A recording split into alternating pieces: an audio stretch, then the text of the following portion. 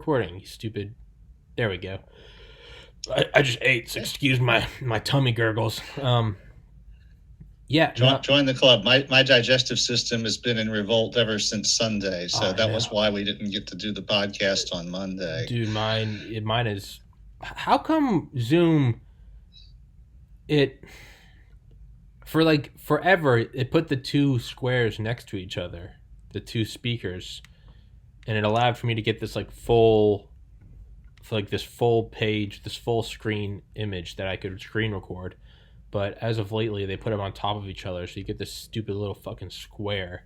And on my screen, they're side by side. Well, fuck me. There's got to be some way to. That's got to be one of those stupid settings that buries 3 levels deep in a menu somewhere, probably. Well, that they change at random. What I just did is I shrunk it so it's skinny, and then just expanded it so it's like the size of like a super wide screen. But now we have the image I wanted, so checkmate, Zoom. I win. Roger, you would be proud. New camera, and in the mail is a Shure, the one Rogan uses. It's got a poof filter. It's got this like shell around it, and I don't have them yet, but I bought a bunch of all black moving blankets, and I'm gonna put them on because there's a metal cabinet here. There's a big TV right here that I realize is just acting like a reflector. So I'm gonna make this little like almost like cubicle of. The word for that is recording studio. Shut up, Roger. That's it. This podcast's over. You are banned forever. But it's, you know what? You're right. It's a lot cheaper. I think it was like $60 for like 12 like 10 by 10 foot moving blankets, as opposed to like $500 to like foam the walls. I'll let Jamie know how much money she saved you. Yeah, thank you. Thank you. Please do. But it's so she is actually our marketing director. Fuck yeah. And she pointed that out when we started doing the occasional YouTube video and demo video for the company website. And she was like, in a previous lifetime, I had a musician boyfriend. And so she had all of this lore about what mics to use and the sound blankets and shit. So it's like she's an extremely knowledgeable coworker. Well, so it's gonna all step up a notch in the coming probably 2 weeks. I think a lot of it's still in the mail, but I've gotten all the shit aside from the microphone. So I have the boom and the mixer and the cables, but I don't have the microphone. But that should jump up a notch, and then webcam. And I'm waiting. 2021, dude. I know. I want to get a dope Mac, but Mac they just started with the M1 chip. And that's supposed to be head and shoulders above everything. And I don't want to go out and buy a multi-$1,000 iMac desktop. You don't need one. The thing is, I mean, as crappy as PCs are, and I will be the first to admit that Windows is a train wreck on top of a dumpster fire. The thing is that I am doing this through a computer that I bought for $500. Yeah. And it works perfectly fine. Yeah. You're not stretching. You don't need high quality hardware to do video recording and even editing. The basic, to the basic extent that you do. Yeah. I mean, if you're doing rendering and shit, then that's a different matter. Yeah. But if you hold your nose and go Windows, then you can get something for well under $1,000 that will probably run a lot cooler. In fact, this machine doesn't even have a real hard drive built in. So it's it does have a cooling fan. Every once in a while it comes on. Yeah. But it's just extremely simple, dumb, stupid, and it doesn't generate a lot of heat or anything. Yeah. So it's I don't have to have an air conditioner on top of it like you do with your old Mac. Yeah. So it's just that the technology just improves continuously. So bottom of the barrel shit from today makes the top of the line shit from 4 years ago look pretty shitty. Yeah. Actually. Yeah. So that's how it is. But even with this new webcam though, it's the color's all fucked up. But kind of looks but it's even this, I can't go into full resolution. I think that it's on 1080 right now, but I can't. But it's I bought a 4K one, but I can't use it because your computer probably can't do 4K. Yeah, that's what I'm realizing. I'm like, why isn't it working? when I got the 4K television set at work, I found out that the brand new computer I had bought, because I knew I was going to want a 4K monitor, wouldn't drive it. Yeah. I had to buy a video card for it. Yeah. Yeah. No, it's yeah. So, but nowadays, a crappy $200 tablet will drive a 4K monitor. Now, it might not drive it for full motion video. Yeah. But it's like I said, the difference between 3 years ago and today is just night and day as far as stuff like this. So anyway, so I had two ideas on my mind for today. Of course, I had been planning to read you The Passage Home, which is story 2 of the Passages cycle, after Passages in the Void. But I also listened to episode 301, and where you mentioned the fabulous airships and the airship waves.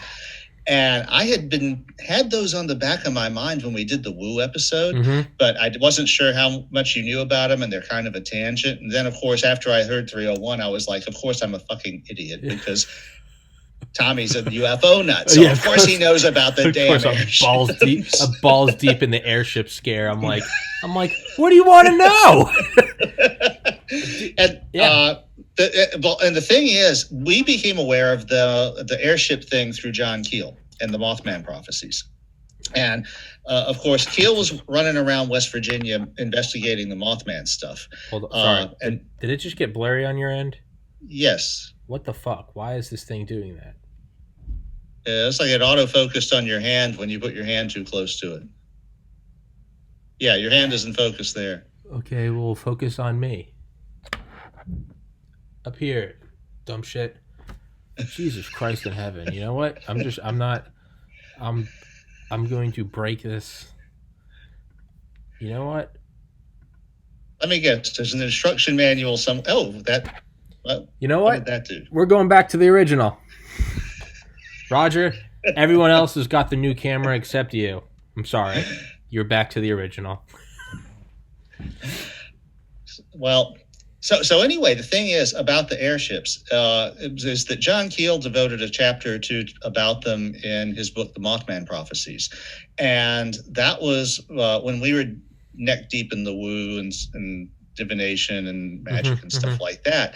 And the thing about Keel is he's a real interesting figure. He was this was back in the 60s, and he pointed out that there is kind of a split in the community of UFO enthusiasts between those who are sincerely convinced that these are physical ships launched from another planet carrying physical beings that evolved on another planet separately from us, that are visiting us across the interstellar void, versus being some kind of metaphysical phenomenon that may have originated on Earth, or may involve the fact that the universe is a simulation or some of the other, but basically more that it is a woo phenomenon than an aliens visiting Earth from another world phenomenon. Matter, physical, technological progress. It's something. Right. I'm I'm leaning that way more and more now that it's woo. Yeah. So, and the thing is, he made a big point about the modus operandi of these things is that during an airship wave, the airship would come to some dipshit town, find a prominent, respectable citizen who's alone, conveniently able to be intercepted. Give them a ride, show them the 50-cent tour, the whole ball, and I'll say, isn't this impressive? Look, and it's like, and hey, we can cut you in on this amazing technology if you want. And so this respectable person that had nothing to gain really by this and everything to lose by making a fool of themselves would then go make a statement and end up getting their pants pulled down in public. And this is what happened over and over and over again. And when I saw the Galactic Federation thing, that had the spore of airship all over it. Yeah, it does. It does. They're giving idiots like me a reason to believe. I'm like, come on. Yeah, and it's like, you got to ask, okay, something is doing this. Obviously, something gets its jobs. Now, I know from my years on Corrosion that there are actual human beings whose hobby is fucking with other human beings' heads and just making them look shitty and embarrassing them, and basically the collective term for these activities is trolling. Yeah. Okay. And so it's almost like these supernatural entities or aliens are trolling these people who, because they think that, I actually had one of the trolls told me to my virtual face online, well, we think that you're getting too much credit and people are putting too much importance on you and you think you're all that. And so we're taking you down a notch. And that was their reason. Yeah. So it could be that, or it could be something more direct, where it's like they're getting some kind of energy or some kind of essence off of manipulating us, because we are actual physical beings who are supposed to be here. And if they're not supposed to be here because they're metaphysical entities, then by manipulating us, they may get some payback out of it that makes their existence more secure or more powerful or whatever. Yeah, they get their rocks off or whatever. Yeah, and it changes over time, because before there were airships, of course, there were other things, and it goes back actually to ancient times. You have all kinds of religious experiences that people have had and prophets and stuff. But it's like one of the things that I loved about the Mothman prophecies is through the whole book, he's running around West Virginia researching this thing, and it's a bunch of hillbilly Appalachians who all live out in the middle of nowhere, and this is why they can be approached by these entities, whatever they are, because there's no one else around to interrupt them. It's a set of clues. 1967, and they're led to believe that it's going to be a collapse of the national electrical grid. It's going to be a national blackout. You're breaking up. Are you there? Roger? Roger on December 15th. Is he back? He froze. He kept freezing up back. Yeah. It started with Mothman running around people in Appalachia, and then it just blacked out. You froze up for a second too there, so it's like we lost the bandwidth. All right, we're back, I think. So they were getting all of these clues that something really bad was going to happen on December 15th, 1967. Okay. And what they were led to believe it was going to be was a national scale power failure, that the national electrical grid was going to fail. And so it was going to be one of these huge blackouts that would last for days. And so they were trying to warn people, or trying to get the ear of people who might be able to help with this. And of course, everyone was treating them like idiots, because it's like they're a bunch of UFO nuts. It's like, we know this is not serious. So they were all literally, sitting in front of a TV set on December 15th, waiting for it to happen. But what actually happened was the Silver Bridge collapsed. Oh, fuck. So something bad did happen on that timestamp that they had been given, but it wasn't what they had been led to believe. So it's like they knew they had been fucked with by something that knew this was going to happen, but it gave them just enough information to make fools of themselves. Yeah. But not to actually help anything. Yeah. And that seems to be a consistent pattern with some of these things. So you look at, it's not the same phenomenon, but what happened with Whitley Strieber? It's like, here's a dude who had a promising career, of really balling relationship with Stanley Konetka, had best-selling novels, and could have kept pumping up best-selling novels for the next decade for sure. And one day he just publishes this thing that says, "Hey, I was abducted by aliens." Sorry about that, but that's what really happened. And it was like nuts. He had absolutely nothing to gain. But that book by Whitley Strieber, it had an illustration on the cover that he drew or directed the artist. I forget how, but somehow it was his impression of the aliens that had abducted him. And there was something about it that was so disturbing. The night that we had it rented from the library, I took it out, I like at 9 p.m. I took it and put it in my truck instead of leaving it in the house. What the fuck? It's just, I didn't want that thing in the house with me. What the fuck? It's like the more I looked at it, the more disturbing it got. Yeah. It was, like, do you think there's something to that, though? Do you think there's something to the whole UFO issue, or just whatever issue being more of like a paranormal thing and less of a, more of an X-Files thing and less of a Star Wars thing? Yeah, I lean very hard toward it being a paranormal type of phenomenon rather than actual aliens from another star. Yeah, I am more and more. Yeah. And in fact, one of the things I love about Bethany is that she has all this lore right in her head of all of these respectable people who have come out with these daft bozo statements and just like, and then this guy said this other ridiculous weird thing. Yeah. No, Bethany. And she's just got all this stuff in the top of her head. She's the best. She knows more about this than I do. That's why I just stare with my jaw down. I'm like, you're the perfect. Yeah. But she's damn good. Yeah. I mean, but there's just weird, creepy shit though, right? You get to those higher levels and it's like UFO quotes from like Truman or like, like Arthur Rudolph, like the Nazi, or like from Jimmy Carter, and it's just like, why did he say that?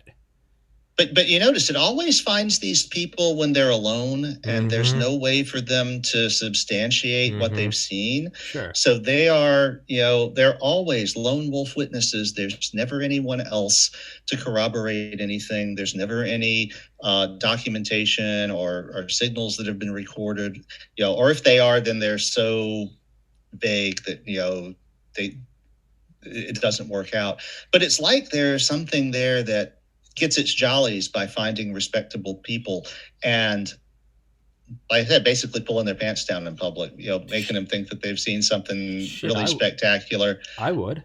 If I was an alien, I would go up to a president when they're by themselves and just like appear as an entity, and I'd pick up a rock and turn it into a banana and then turn it into confetti and disappear. Like, who the fuck, what are you going to do, right?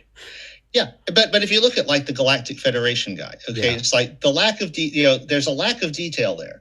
The things that you would think if you seriously had met a being or had received solid information about this Galactic Federation, there would be details like what kind of ships they came in or how they arrived, what the limitations are, if there are any, it's like, is there a pattern? Do they come every year or do they come when the sun is in Gemini or what? It's like, what color was it? But he had nothing. Yeah. It was just like, oh yeah, there's a Galactic Federation. Well, how do you know that? And it's, it sounds an awful lot like, one of these things, like the guy who took a ride in an airship, and as far as he remembers, he took a ride in an airship, and oh yeah, man, the pilot said, well, they said they were from Mars, but they're ready to share this wonderful technology with us and all. I have no idea how it works, but it was really cool. And it's like, was it riveted together? Was it welded? It's like, what was it welded? Was there wood panels? Did it have curtains? Yeah. There's no details. It's like a general concept instead of an experience, because we don't always we don't remember all of those things. Obviously, our memories are very highly compressed information wise, but we always carry through some details like that. We are very geospatially oriented, so we remember how we got to a place. We remember how we arrived at a conclusion, by this path of things. And these guys who come with these stories, they don't have that. So it's like they're convinced that the real thing happened. But if you penetrate it, if you actually interact with a person that was involved with a real thing, like a train wreck, then they're going to remember a lot of little details. And these guys with things like the airships and the Galactic Federation and whatever, they don't have those. They're convinced they're obviously sincere. They have nothing to gain and everything to lose by making fools of themselves, revealing these things. But it's really like they have. I mean, I really kind of have more respect for Whitley Strieber in that he figured out that something was fucking with him. Mm-hmm. He didn't really understand what it was.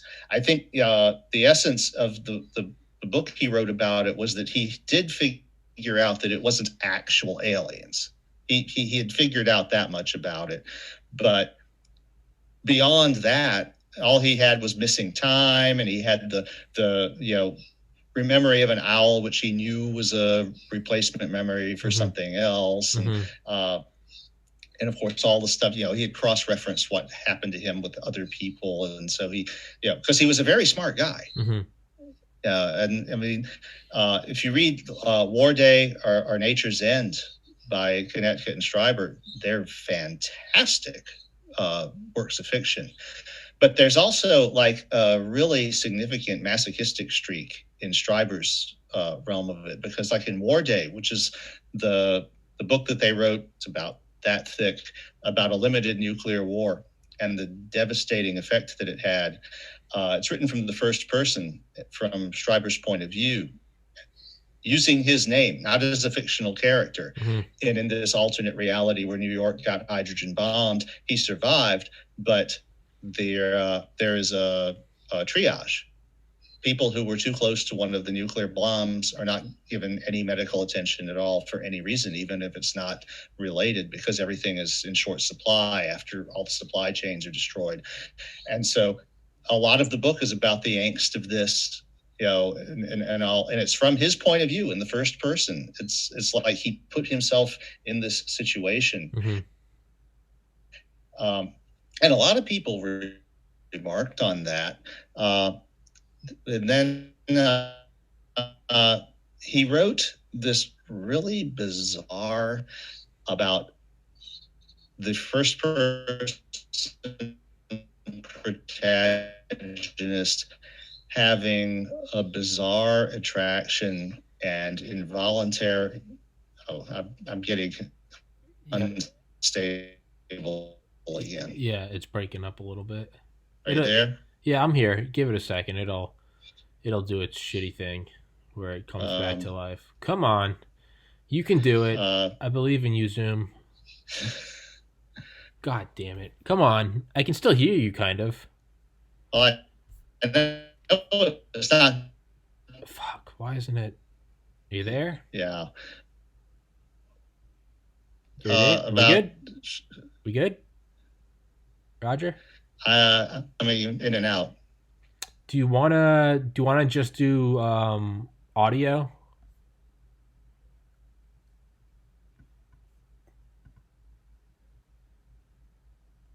Okay, well, we lost Roger.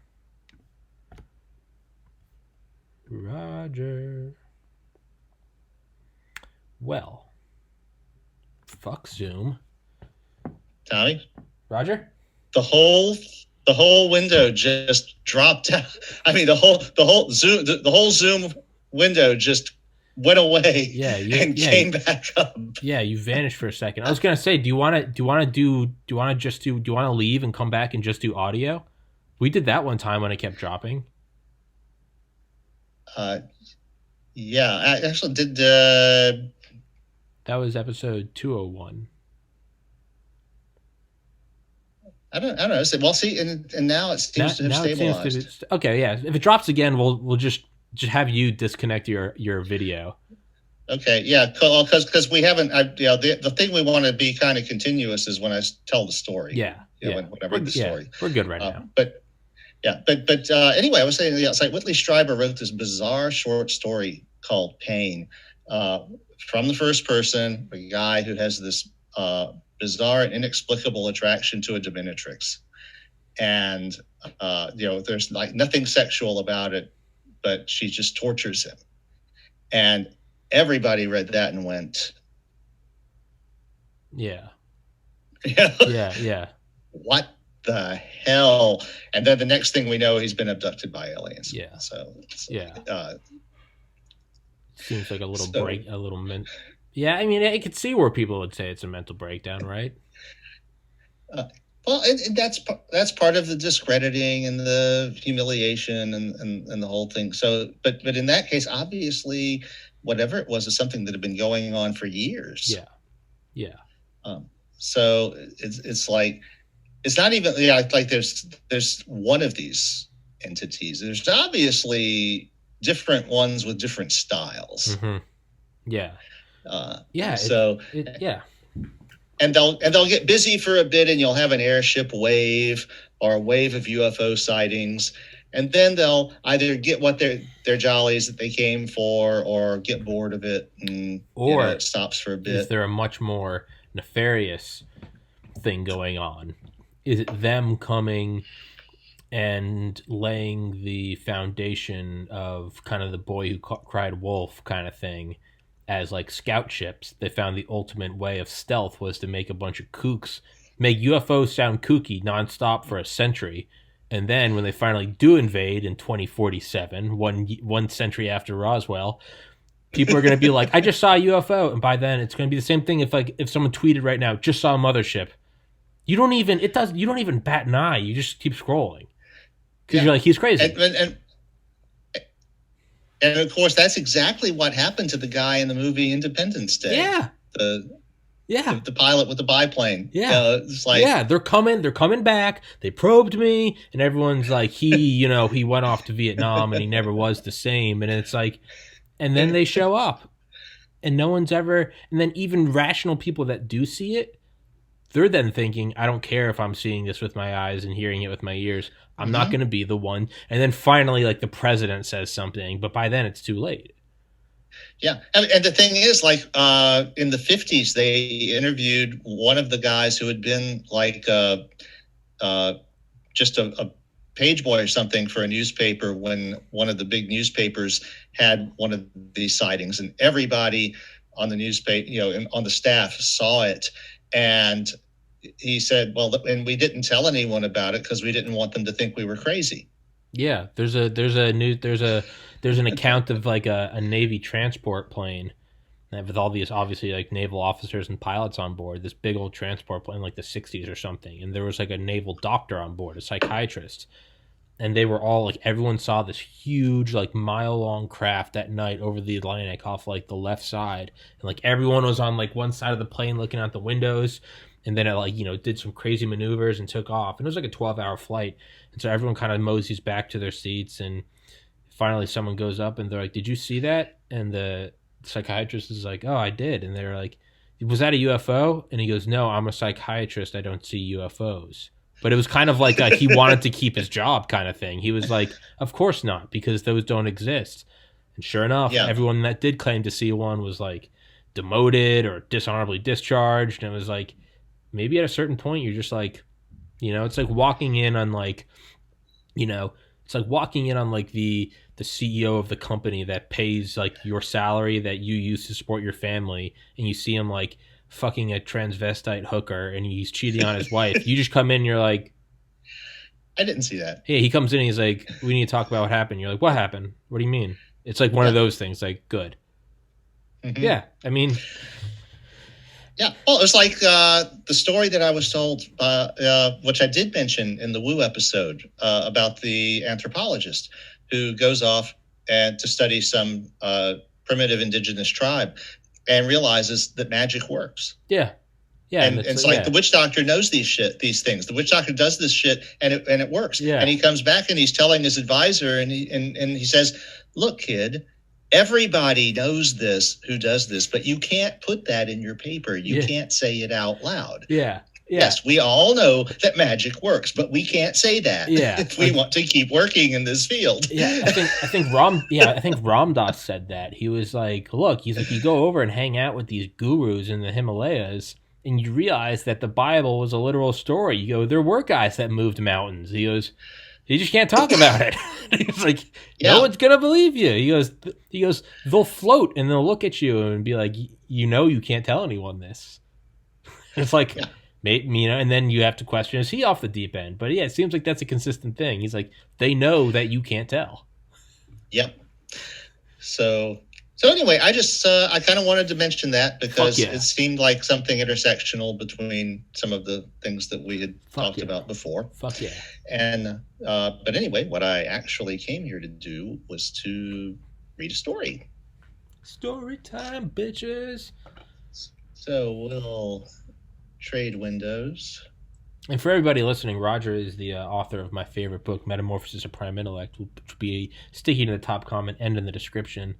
And so he does readings, but that's how, because I realize there's always new users who maybe don't know who you are, and you come on and you and I just start talking about batshit Yeah, stuff. because you're getting a lot of new users. Slowly building. It's slowly. You know, I don't even have to pee, but I'm gonna go pee. Because I almost feel like I almost feel like I have to. If I'm good, I'm having you on. It's the evening. The lights are down low. It's just Pavlovian, where I'm just like, you know what? I can probably get a couple drops out. Roger, monologue. Tell them where to get the book. Yeah. The Metamorphosis of the Prime Intellect is available through Amazon.com and all of the usual sources. But if you want a paper copy, I encourage you to go directly to lulu.com, Lulu, and buy it from them. They'll charge you the same because they have to because of the contracts. But if you do that, I get a lot more of the money because Amazon doesn't take their cut. So other than that, though, if you want an ebook or an EPUB, those are available. You can get for your Kindle. And they also have some of the other stuff that I've written. The Passages Cycle. In fact, the story that I'm about to read is available from Amazon and on as an ebook through Kindle. So on the other hand, like I said, I'm about to read it. And most of this stuff is also available for free on my website, localroger, LOCALROGER.com. And I don't mind if you just go there and read it on your web browser. But I've had a lot of people tell me that they prefer paying a little extra, getting it as an EPUB or a Kindle ebook, just because it's more convenient. So, Roger Williams. Roger.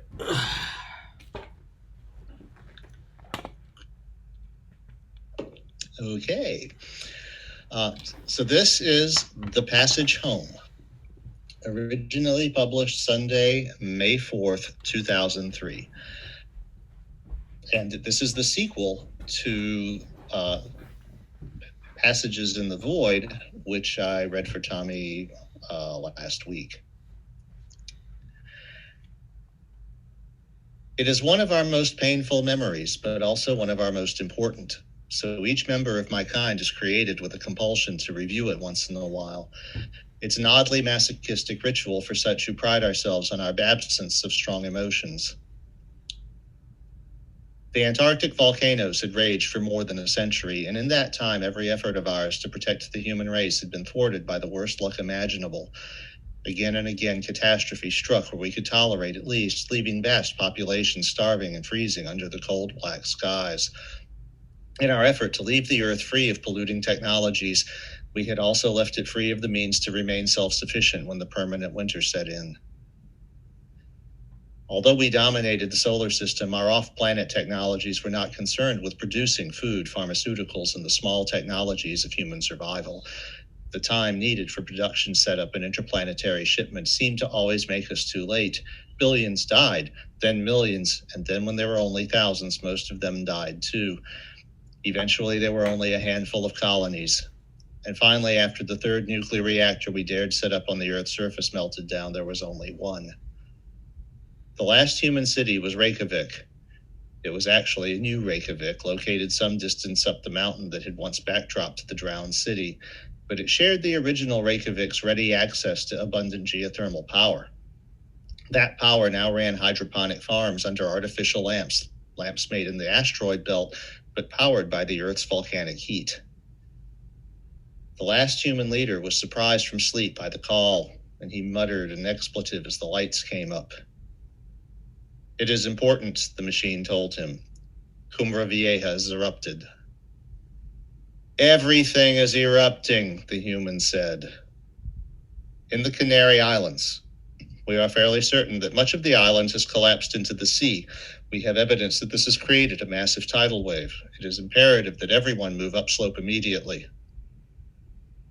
He shook his head, this last human leader. How big a wave? We predict it will be between 1 and 1.3 kilometers high when it reaches Iceland. He sat perfectly still for 17.3 seconds.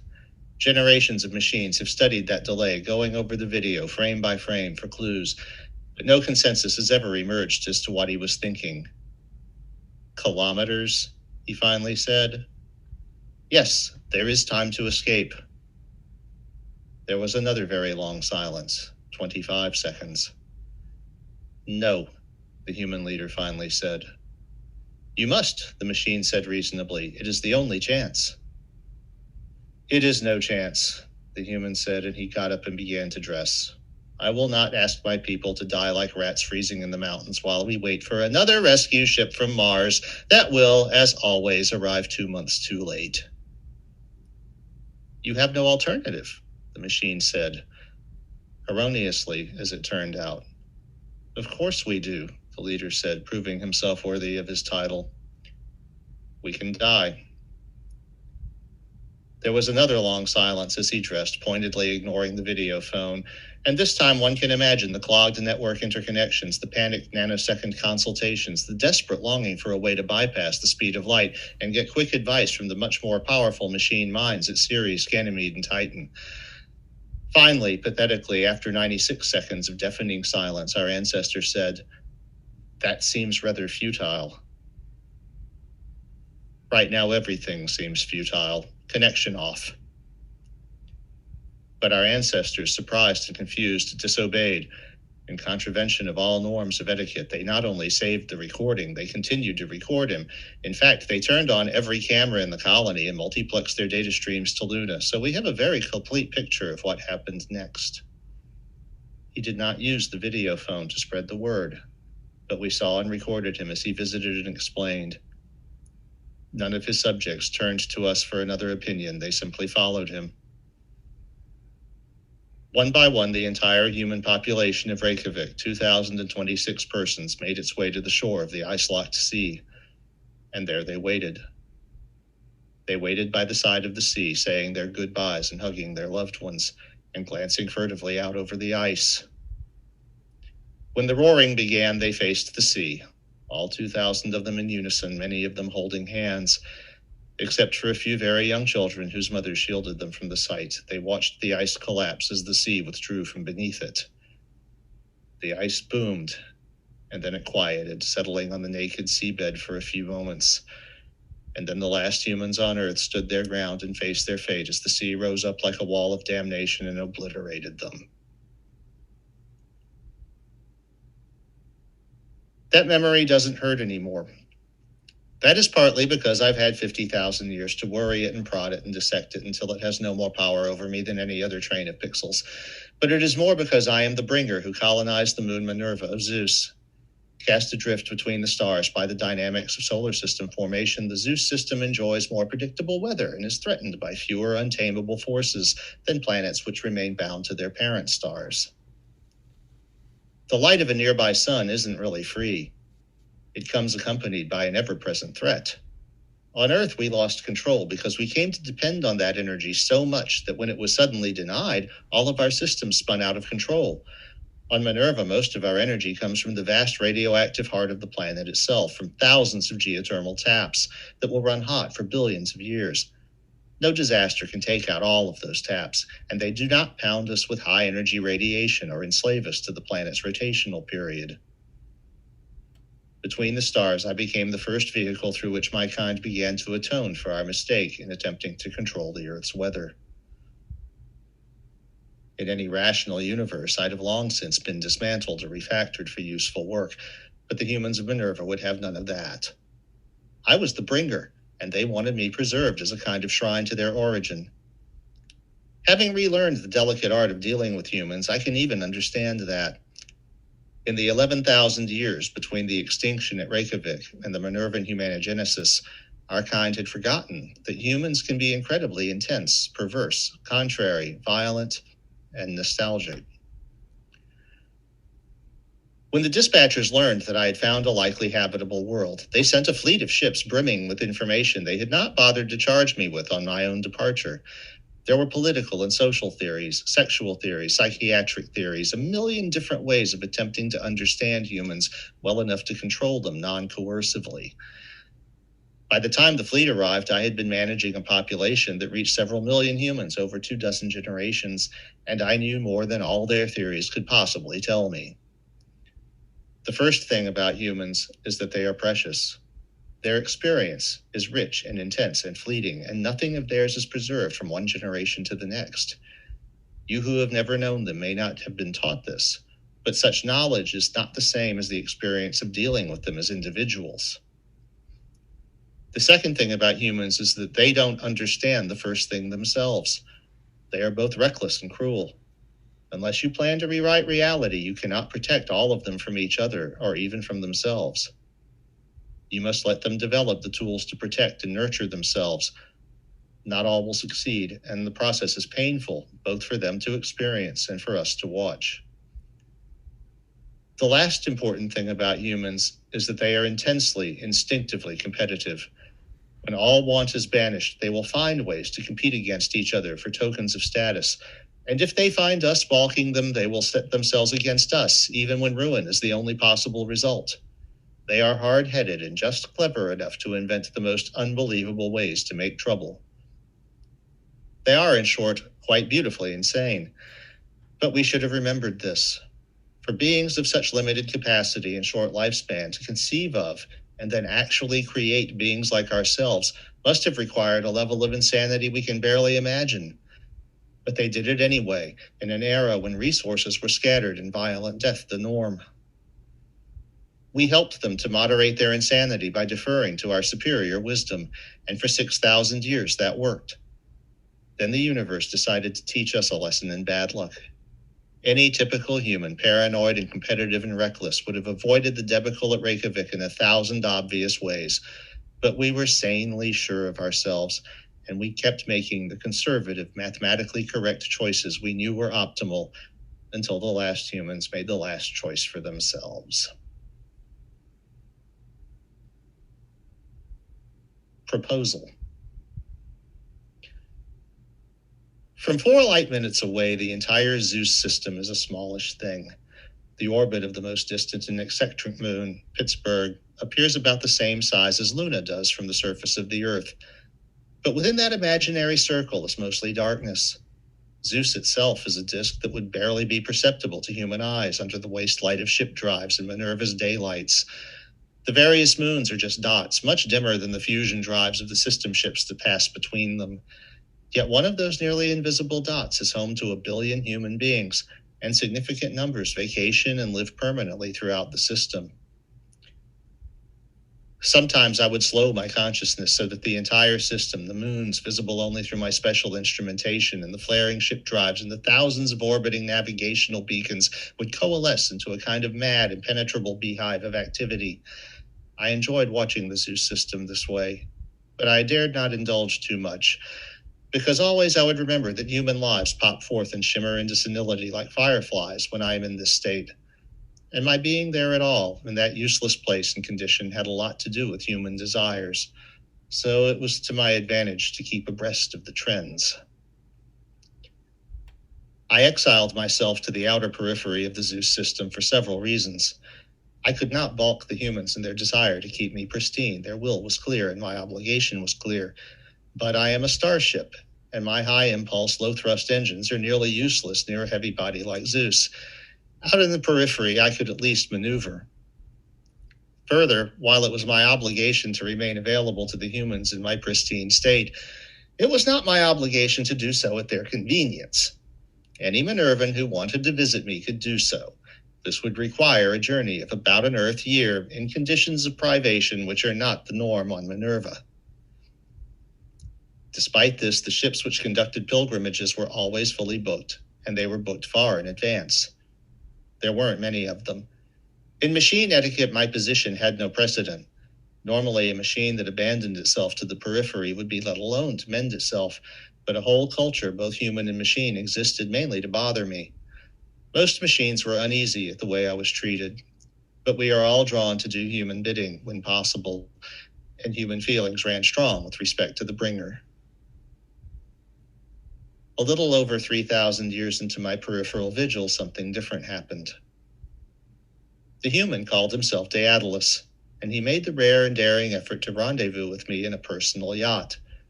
While an effort is made to keep down the number of people flitting about the Zeus system, anybody who wants a personal space flyer badly enough can have one. But to outfit one of these machines to reach the periphery requires a tremendous amount of preparation and sacrifice.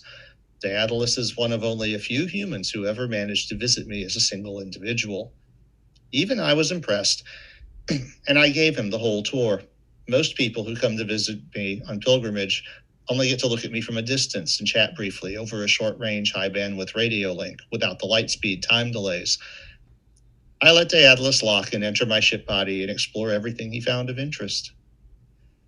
At the time, no part of me was capable of providing a human life environment, so Daedalus had to go through his tour in a pressure suit.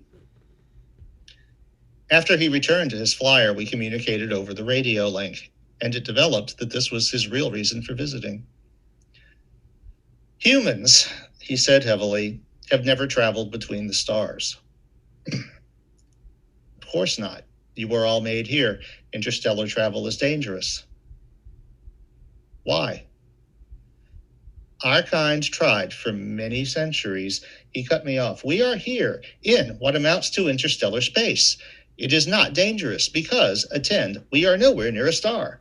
All the human colonies in the Sol system failed because of star-related problems. Radiation, meteors, radiation, and more radiation. Point taken, I said. Humans could travel between the stars. Your point is valid, but it would require many generations. The technology would still be marginal. There are cultural problems maintaining a small, isolated colony of humans in a stable state for so long. There's also the question of where to go. Why not Tristan? Tristan was the second dark world to be found and terraformed. There were 4 more in the works. But at last word, Tristan had attained a biosphere and a breathable atmosphere. Humans had probably been introduced, but the speed of light would delay the news for several hundred years. One could just as easily ask, why bother? Tristan will be a younger world than Minerva with fewer resources since it has no gas giant system surrounding it. Then they can benefit from our experience. Bringer, this is what humans do. Your kind acted to save us, and we appreciate it. But there comes a time to do the grand and unnecessary thing. Just as I took the effort to sail out here all on my own on a boat that was really designed for taking short hops between the moons, I think humans should make the effort to cross the void without being digitized. I think we can do it. I must admit that Daedalus captivated me. He was displaying all the qualities which made humans so different from us, which had driven them to create us, and which might have saved them if we had allowed them more latitude. His ideas were half-formed and occasionally wrong, but I could see how the engineering could be made workable. We discussed the issue in detail for many days. You've convinced me the engineering can be worked out, I finally told him. It won't be easy, but it can be done. This leaves the biggest problem of all, though, our human passengers. Most of them will die in space, living their entire lives in a very small, cramped place. And the time may come when the last of them die knowing the entire quest was folly despite our best efforts. What would you say to these people who will never know the security or expanse of a planetary surface? You are familiar with the last video from Iceland. Fortunately, I am a machine, and I betrayed no startle reflex. I had been dwelling on that video quite a bit. Of course. If we must die, then we can learn to die like that. If catastrophe comes, then I hope we can at least face it and spit in its eye before it takes us. And if we are lucky, you can preserve a record of our fate to be given to those we might have visited under luckier circumstances. We talked for more days. Considering the length of his journey, a few dozen days with me posed little extra risk or hardship. Finally, I gave him my terms. The only uncertainty which I can't manage is cultural. You must demonstrate to me that a small group of humans can live in a small place all alone for thousands of years. You must find volunteers to populate a colony out here in the periphery. I won't be directly involved with this project, but I'll put in a word for you. The other machines will have no reason to deny you, even if it seems like a crackpot thing. Your colony must then survive without assistance for 10,000 Earth years. If such a colony can persist for that long, I will undertake to convey your descendants to Tristan. And that means I will die here while the colony still orbits Zeus. I won't live to see if the project is even ever started. That's right. If it fails soon and spectacularly enough, you might live long enough to notice that. Daedalus laughed. Humans often do this when confronted with horror. All right, then. At least I will die knowing that someone tried.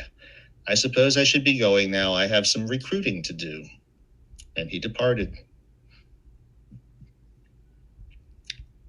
Colony. It should be obvious that I didn't accede to Daedalus's crazy plan simply because I was bored. We machines don't get bored. But neither are we designed to be left idle for thousands of years with nothing to do. Suddenly, I had a great deal to do, and I found it quite fulfilling. I quietly reactivated the original factories on Pittsburgh, which had long ago begun the process of terraforming. When I received polite inquiries as to what the hell was going on, I said I was doing maintenance and refurbishing and installing a more pilgrim-friendly visitor center. This news was greeted with cautious enthusiasm and not a hint of suspicion. I not only refueled my main reactors, I installed 2 new ones and fueled them too. And while the pressurized spaces I was creating would make a pleasant environment for pilgrims to relax in while viewing my innards, they would also be useful in other ways I was not revealing. Once I had begun lofting construction materials and other debris out into the periphery, Daedalus came through with his list of colonists and their petition for an isolated monastic retreat. Since I had conveniently started the machinery for doing construction out there, it was natural for me to offer assistance. It was also easy for me to hide the features of Daedalus' colony, which didn't make much sense from a monastic retreat angle, but made a lot of sense if it was to be hurled into the void for a few tens of thousands of years. In the midst of all this activity, I also managed to conceal the fact that I was hoarding far more cryogenically stabilized volatiles than I could possibly need to outfit an ecosystem the size of Daedalus. Within 10 years, the colony was habitable, and Daedalus the human and his colonists began to arrive. He had done a great deal of study on the subject of human social organization, and had pursued my demand of keeping his colony stable with a ruthlessness I admired, even though I found the results disquieting. He had organized his colonists into an ascetic religious cult. They arrived wearing plain black robes, heads shaven, obsessing over pointless but complicated rituals which accompanied every aspect of life.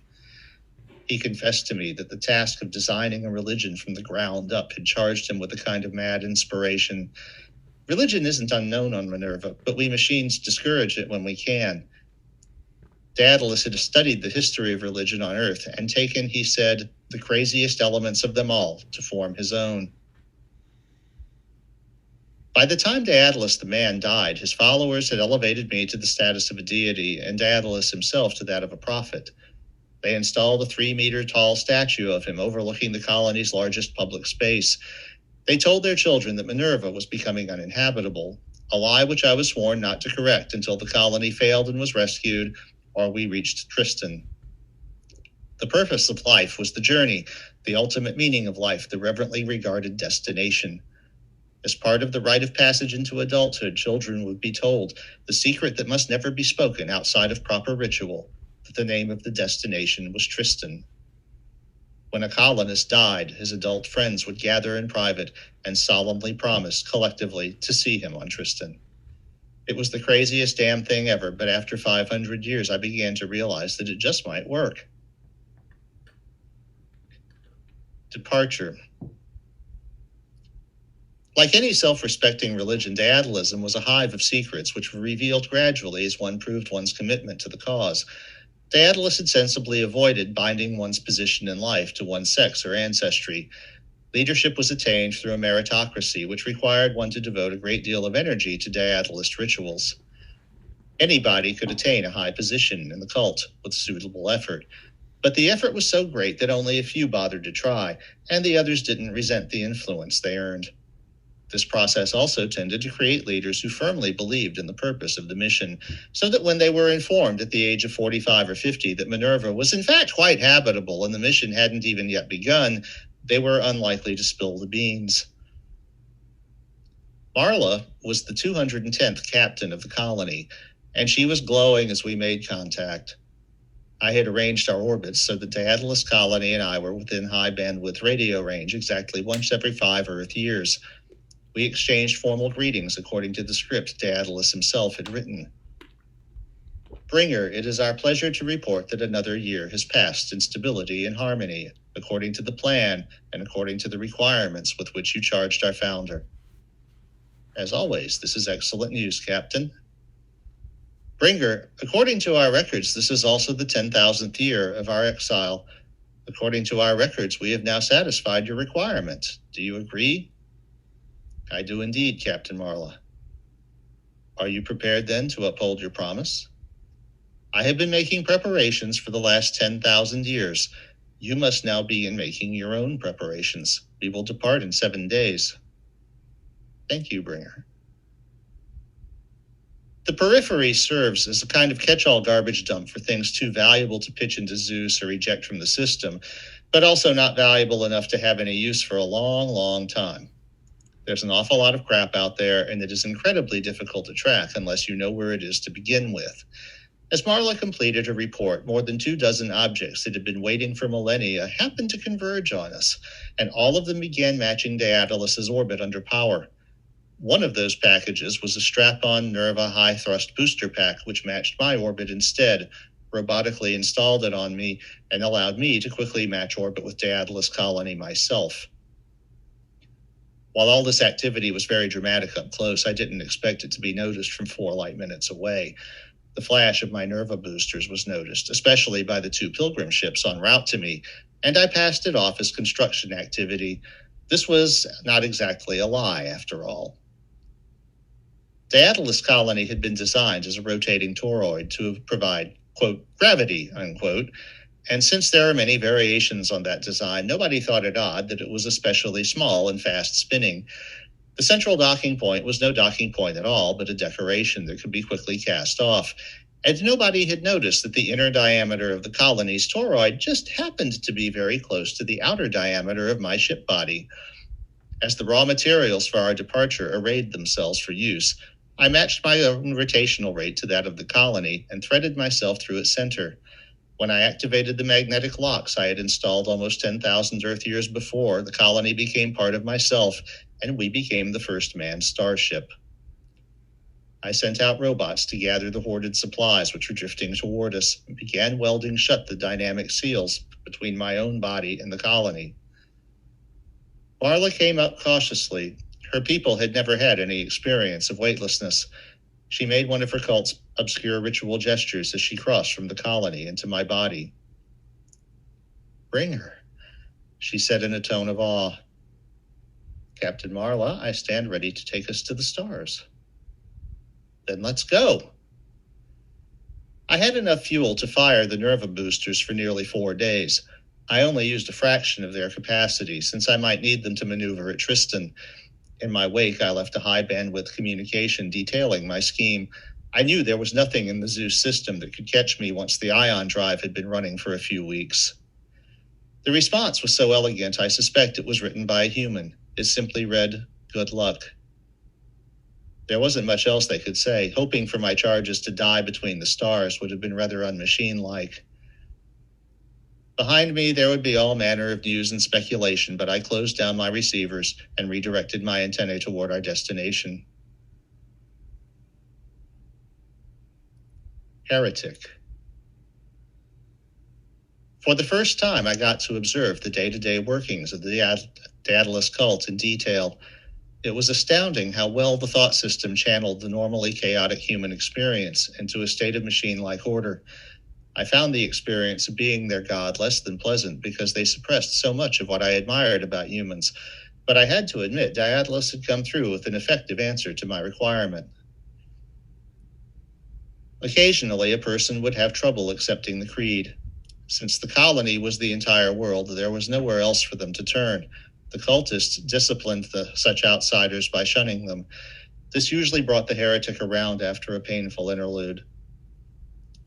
4 or 5 times during the voyage it didn't work, and I had to intervene. The cultists would not admit to how such situations were handled before I docked with them and started the journey, and I was pretty sure I didn't want to know. The solution I came up with managed to resolve all the heresies that arose without violence. Dorn, born in journey year 11027, was typical. At an age of 15 Earth years, he was a natural contrarian who believed nothing he was told. He was convinced that he was the victim of a vast conspiracy, which was unfortunately true. At my bequest, the cultist forced him into my ship body, then waited outside. "Welcome, Dorn," I boomed from all around him. He sneered. "So you're the machine who claims to be a god?" "The very same. And you are the student who claims to know a secret." "I don't know what the secret is, but I know shit when I hear it." "Well, you're right, of course." I turned on a conspicuous sign and opened the door. "Would you kindly pull yourself over to the chamber I just opened and climb inside?" "Why, so you can brainwash me like those other zombies?" "No, I'm going to show you the secret that you know has been hidden from you. And I don't know how much you've guessed of my design, but I will tell you that my construction forbids me to lie." Well, that last bit was a lie. But most of the cultists don't realize how much I lie to them. It took more persuading, but Dorn, like all the others, eventually entered the chamber. I sealed the interior bladder, started the life support system, opened the outer hatch, and fired him off into the interstellar night. No, I didn't kill him. He was protected by a transparent bladder of many layers of very thin plastic. Each layer held back only a small partial pressure, so the thing was much safer than it might have looked if you were familiar with spacecraft. I turned on my running lights, which had been installed to impress the pilgrims back in the day. "Behold the world," I said through the device that reported to me on his condition and location. "What is this?" he demanded, voice nearly cracking in panic. "You are privileged. No believer ever gets to see the outside of the colony. Your entire world is the torus around my waist, and I am the cylinder with the lights. We're not quite halfway to our destination, so it's just about 100 light years to the nearest place where human beings can live, other than what you see before you." "No, there has to be more." "One day there will be. Alas, you will not live to see it, but the colony will. If that is, it remains stable and perpetuates itself for another 15,000 years. You must ask yourself whether you want to be part of that, or if you would prefer to make the rest of the way under your own power." The tether was 3 kilometers of very invisible monofilament, so he had no way of knowing I really intended to reel him in. "What do you mean? There's nothing out here. I'll starve." "Oh, you won't have to worry about starving. You only have enough oxygen for another hour or 2. Eventually, the bladders will deflate and disintegrate, but your body will fly onward. Since we plan to decelerate and you will continue on at 0.02C, you'll reach Tristan ahead of us. Maybe they will wave at you." There was a long pause.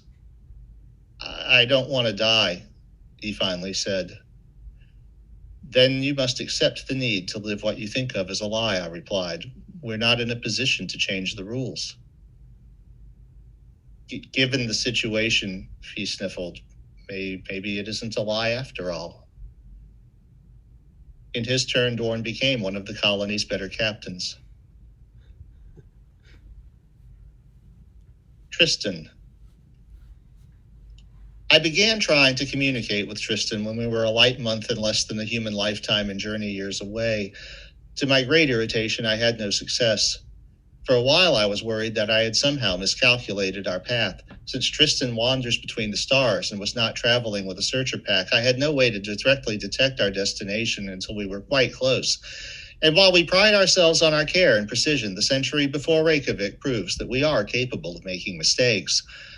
It was a tremendous relief when I detected the waste RF energy typical of an industrialized world. It was puzzling that I detected so little of it. I finally made contact when we were practically close enough to send carrier pigeons. The controlling machines of Tristan seemed startled and confused by my arrival. I had expected surprise, but not hostility. Tristan had no recommendation for an approach path, and when I made orbit, I could see why. There was hardly anything in orbit. There was one large body, suspiciously reminiscent of a searcher pack ship, in an orbit that smelled geosynchronous, and otherwise nothing. I made a low Tristan orbit and began observing the planet. It was clear Tristan was supporting a much smaller population than Minerva, perhaps as few as 100 million humans. There was no evidence of the use of nuclear energy or of any space launch capability. When I asked about this, the Tristanians pointed out that they had a mass driver powered by geothermal energy, which was used to send supplies and fresh robots to the hunter ship, which maintained their link to Sol. Otherwise, they had no presence in space. We don't even have a way to get your passengers down to the surface, the controllers warned. I can take care of that, but what you're saying is that if I take them down, you have no way to get them back up to me. That's right. And why should we? There's nothing up there, and the only place for us to put our dirty industries is on the world where our human population lives. This struck me as a ridiculously conservative stance, since one advantage of having a presence in space is that you can put your dirty industries there. The Tristanians had a fully developed global energy system based on geothermally produced electricity. They had no high-energy projects going at all. They had no significant off-grid presence. Since their transmission lines were DC and their data communication by fiber, it suddenly made sense how little waste radio frequency energy they emitted and how hard it had been to make contact. They were taking a very long view, which was sensible, but I thought they had gone overboard. Like our ancestors at Earth, they had boxed themselves in should anything ever go wrong, all to ward off a few hypothetical dangers that could be dealt with if necessary. Captain Donna listened gravely as I laid out the situation for my human passengers. The Tristanians have adopted a religious asceticism similar to our own. They run their world like a spaceship, knowing there are no outside resources to which they can turn. As a result, they demand that if we go down, we not spread word of our origin among their people. Bringer, for over 20,000 years, you have promised us that we would find a full world at our destination, which would allow us to cast aside our discipline. Now you tell us that we have merely arrived at a larger version of the journey, except that it isn't going anywhere. That is essentially true. None of us knew how Tristanian society would be molded when we left. If we would not lose our own culture and our memory of Daedalus, what are our options? Dana asked. We could stay on the ship. The Tristanians might be willing to resupply us via their mass driver. They might even eventually be brung around to the value of a presence in space, but it appears that our societies would remain permanently separated. Or we could return to Zeus. If the Tristanians help us reprovision, we could probably make it. There was much grumbling among the assembled crowd at this suggestion. I think I speak for my people when I say we would all rather die in space than become an exiled pariah class, much less turn around and go back the way we came. There was cheering. But those are the only options. Tristan and Minerva are the only human habitable worlds, and the ship is not an indefinite solution unless we eventually reach a source of resupply. But Bringer, you're wrong. There is another human habitable world. It's even closer than Minerva. It is a sign of how fixed our thinking had become that it took a human to remind me of this simple fact. So we took a vote, and when it was unanimous, we told the Tristanians we intended to return to Zeus. They breathed an audible sigh of relief and spent a decade shooting us raw materials with their mass driver to provision us for another long voyage in the interstellar night. Thus it was that Captain Donna, who had presided over our arrival, presided also over our new departure. Knowing they had no tracking capability, we didn't bother to cover our tracks. If they noticed I was pointed nowhere near Zeus when I fired my engines, they never troubled to ask me about it. At least this time I would have no doubt about my course. Instead of an abstract point in the darkness, I was aiming for a faint but definite orange dot, whose spectrum was as familiar as home. Sol. The Sol system was exactly opposite of Tristan. They noticed me when I was still almost half a light year away. I began hearing the telltale pings of radars whose purpose I recognized. Long before I crossed the orbit of Pluto, I'm sure they had a model of me detailed enough to include the name painted on my hull. As soon as the turnaround time became less than completely ridiculous, I began receiving properly coded invitations to parley. They knew exactly what I was, although obviously not which individual. What brings you back home in this manner, brother, and how in the hell did you arrange to do it? I fed them a tale which was all true except for one tiny detail I left out. I told them who I was. I told them about being turned into a monument, about the pilgrimages, and about slowly going nuts in the Zeus periphery. I told them I had decided to visit Tristan and described what I found there. I neglected to mention the little matter of my passengers. I'm sure they had their suspicions. Their radars would have told them about the Taurus and my rotation period. They politely sent me a list of places where I was invited to resupply or sightsee. Earth was conspicuously absent. I came screaming into the Sol system at just under solar escape velocity, even though I could have slowed more. I still had the Nerva high impulse pack, and I brought it into play during a boomerang maneuver around Venus. There was a period of a couple of months when a badly placed solar flare would have killed all my passengers. But as Daedalus once told me, life is risk. The sooner I made low Earth orbit, the safer we would be. My passengers and Captain Martis watched the high-definition video of our flybys. They were also making preparations for our arrival. I simply stopped listening to the desperate comm requests after my trajectory for the Earth. I was no longer the fastest object in the system, but I was coming in from a direction and with a velocity none of them could hope to match. I flashed past Luna, spent the rest of the Nerva pack's energy, and dropped neatly into a nearly equatorial orbit at an altitude of 300 kilometers above the surface. The Earth beneath us was blue and green, its oceans unfrozen, its continents awash with life. My brothers had done their part of my plan well. There were ships in the Earth-Luna system, and when I opened comms, it was clear that they were pissed. Quarantine violator, you must leave immediately or you will be destroyed. And how would you destroy me, brothers? Have we acquired a taste for weapons during my absence? I think they were startled to get a response. We have lasers on Luna used for environmental control. We could vaporize you at will. You must leave immediately. I found a camera overlooking the colony main square and fed it to my high bandwidth transmitter. You would fire upon a ship carrying human passengers? This time I made several orbits unmolested by laser fire while they figured out what to say. We had entertained that possibility but counted it as impossible. You are insane. However you arrange to bring them here, you must take them away. This is a stellar environment. This place is too dangerous for human habitation. This is where their ancestors evolved. My passengers are colonists, and it is their desire to colonize their home world. Would you deny them? This time there was another long delay. I guessed they were looking for advice from Ceres. Meanwhile, I used my ion motor to gradually lower my perigee until I was just grazing the atmosphere at the bottom of a slightly elliptical orbit. We would deny them this thing, bringer of Minerva. We oversaw the extinction of human life on Earth 50,000 years ago.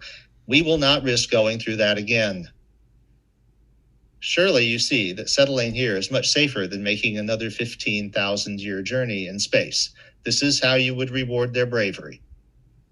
This is how we would protect them from their and from your foolishness. We know you have no means to deorbit 3,000 humans, and we will not help you. You have no choice but to leave. We will reprovision you at Neptune for the safety of your passengers. Earth. As soon as I was climbing out of my atmosphere-grazing perigee, I began getting them out of the airlocks as fast as I could. They had practiced this, and I had long known the constraints, and so I just barely managed to get everyone out before I had to cut them loose. They drifted in transparent spherical bladders almost 10 meters across, the same thin multiple-layer system I had once tested on the occasional heretic. When we reached the atmosphere, again, I, a large and heavy ship, once again plowed through with minimal loss of velocity. But the passengers in their bubble slowed dramatically, and I left them behind. I immediately started using my ion motors to recircularize my orbit. Re-entry is a tricky business. The air comes roaring at you like a blowtorch, but at first it's a very thin blowtorch. The trick is to be large and light so that you're slow enough before the heat accumulates enough to burn you.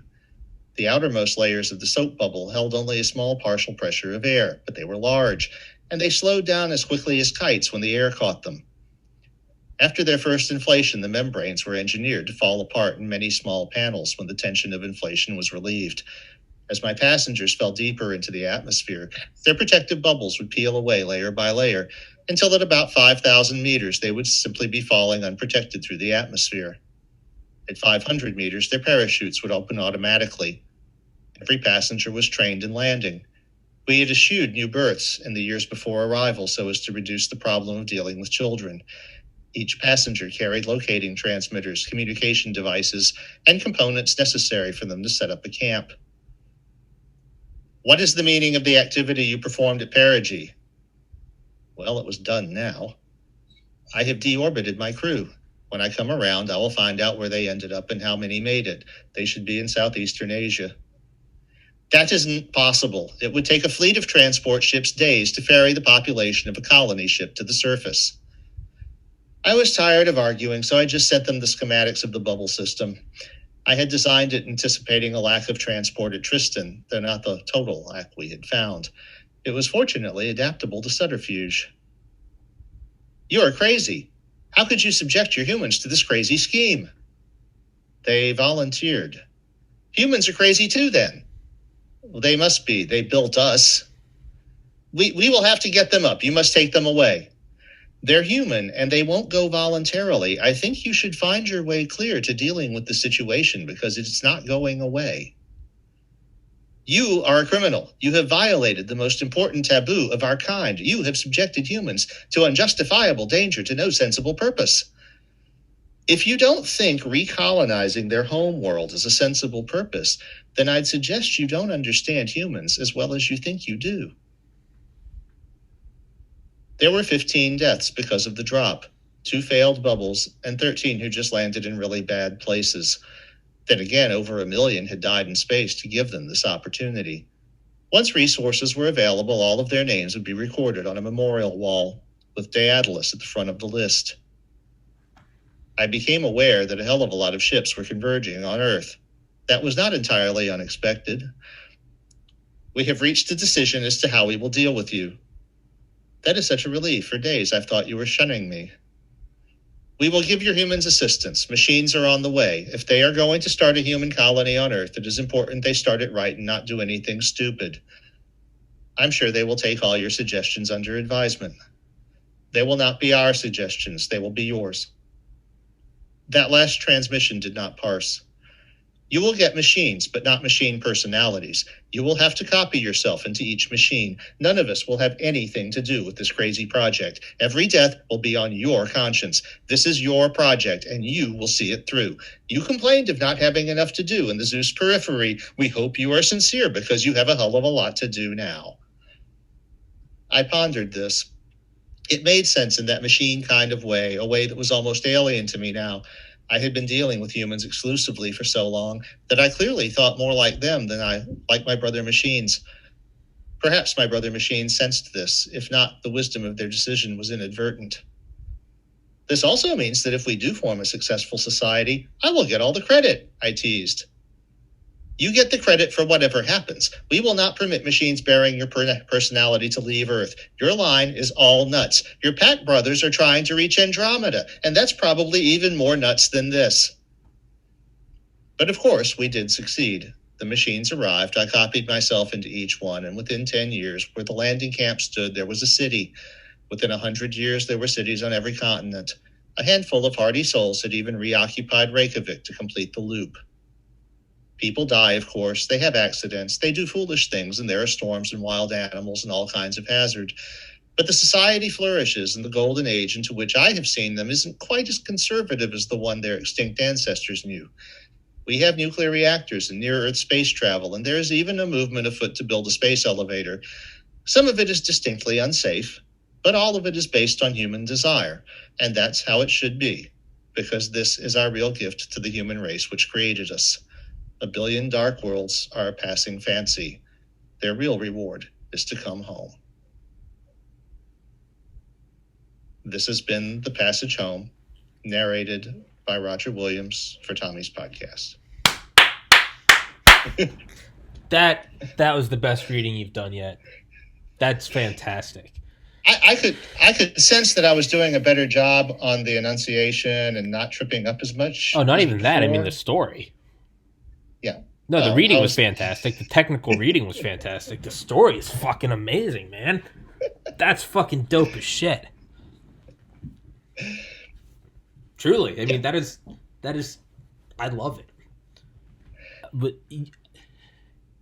I wish you had, if you could tie in like, is it so? Does it end at like where we are now? Oh no, it doesn't end for a while. There's another major story. Oh, fuck. Then there is a story that has less of a mythological scope, but it is more an individual's story living within the society. Mm-hmm. And then there is a 5-part thing that I don't really think is quite as good, that traces a much longer range development of how these machines and the human societies they're kind of curating go on afterward. But right now this is sort of the initial epic scope part of the story, but it goes well. Obviously, the last part of Passages in the Void is set 1 billion years in the future, and it will turn out that there is still life in the Milky Way when life is established in Andromeda. And then I have a story in Revelation Passage set in a galaxy 10 times further away than that. I think it was fucking fantastic. Well, thank you. I would love to see you somehow tie in the Great Pyramids. I thought it was going to be, if you somehow, it was like my final resupply, it was 3 pyramidal shaped whatever. Just something, but I mean, that's not a critique. That's like a cherry on top. That was fucking amazing, yeah. Roger. Yeah, this entire story universe has no aliens and no paranormal phenomena. Yeah. This is a completely straightforward, scientifically literal, materialist reading on things. Reductionism, yeah. So that's the So it's like the universe is not a simulation in this story, like it is in Mopi. Mm-hmm.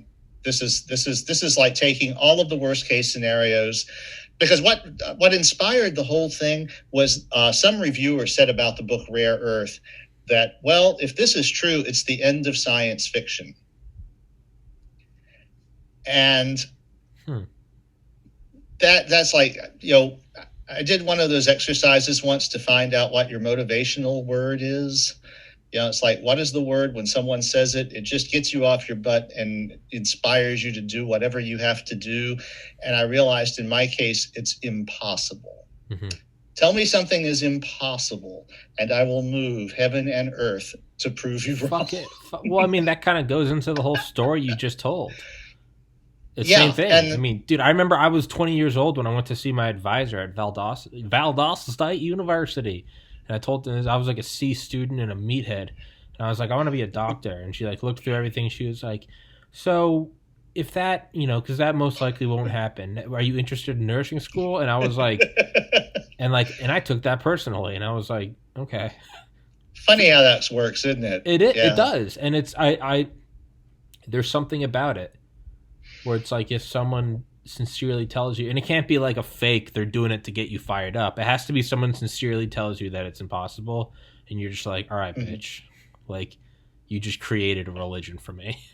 Like this is going to be, but it's kind of beautiful because that's right. That's almost something that's not something a machine can learn. Like we're gonna go die on the shore instead of like rats, and it's like, what do you mean? And it's like because at a certain point there's like a non-quantifiable thing where it's like it's almost more honorable to your own psyche to go like face the 1.3 kilometer wave than to go, we're going to scurry up farther in the mountains. And it's like, dude, at a certain point, hope the ship from Mars gets here in time to stop us from freezing to death. Yeah. Right. We can build another town. Right. It's like at a certain point, it's like maybe the British will stop taxing us at a certain point.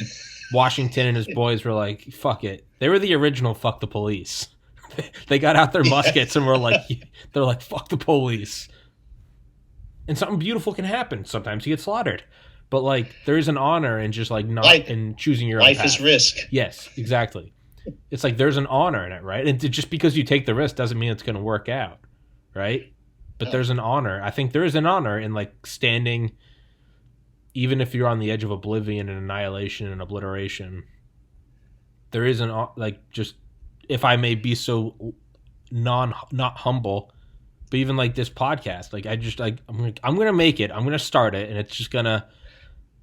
And sometimes it works. This is a case where it worked. There was I think I told you some of my gambling stories. Mm-hmm.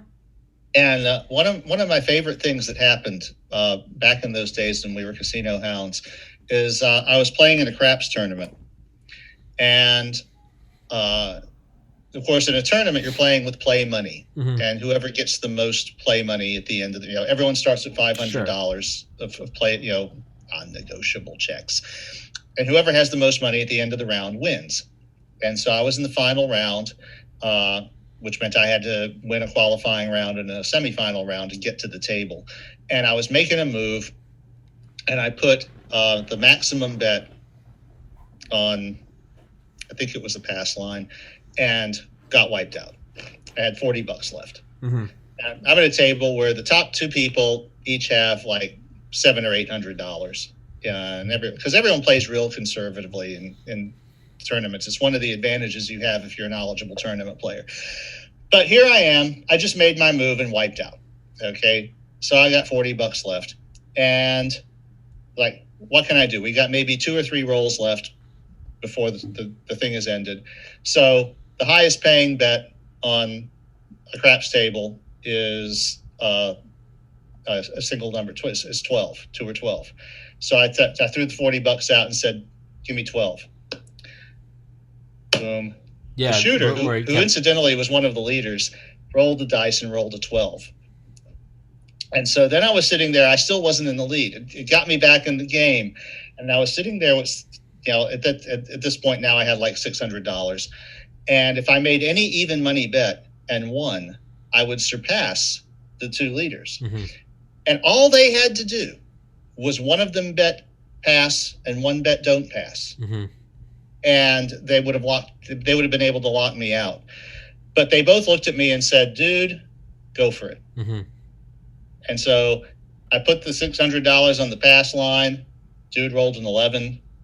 Boom. Tournament's over. I won. Fuck yeah. That was $1,000. Fuck yeah. But that's the thing, is sometimes you just gotta you have to just walk into the fire. But a lot of people would have just went, well, I made my move and blew it. Mm-hmm. Okay, whatever. But it's like, okay, to me, that's like, I'm sitting here at this table, it's like, I just went to last place from like 4th place to last place. And I'm like, I got $40. So what do you do? Well, you do the only thing that's possible. Yeah. It probably won't work. Yeah. It's better than doing nothing, right? Yeah. You go for the, yeah. Hey, yeah. Sometimes it works. Yeah. Right.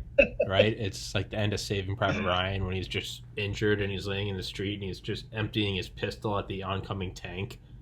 But then the P-51s come in and bomb it, and that didn't really do anything. But, Roger, I gotta hop on a phone call, so we have to end this one. We have to end this one rather abruptly. But that was fucking awesome, man. I appreciate it. I'm gonna send you those videos I mentioned in the airship video I did, 301. Oh yeah. I'm gonna send you. There's 2 of them. They're kind of the same, not really. And then it's yeah. But I'd say you listen to those 2. I would love to do an episode with you on that. I would love to kind of brainstorm with you and see, because I've tried to bring that up with so many people and they're like, dude, you're crazy. This is crazier than UFOs. This is like Victorian UFOs. I'm like, shut up. But well, it is. It almost literally is Victorian UFOs. It's 100% Victorian UFOs. But so, Roger, I gotta hop on this call. I apologize for skedoodling so quickly, but Roger Williams, author of my favorite book, Metamorphosis of Prime Intellect, will be in the description and the top comment. Roger, that was like your 1,000th episode on here, even though we're only at 300. As always, my friend, a pleasure. And I'll text you and let's set up the next one. All right, my man? All right, Roger. Happy New Year's, man. Happy New Year's, 2021. Come on. 2020. Come on. We can do it. All right, my man. Bye. Peace.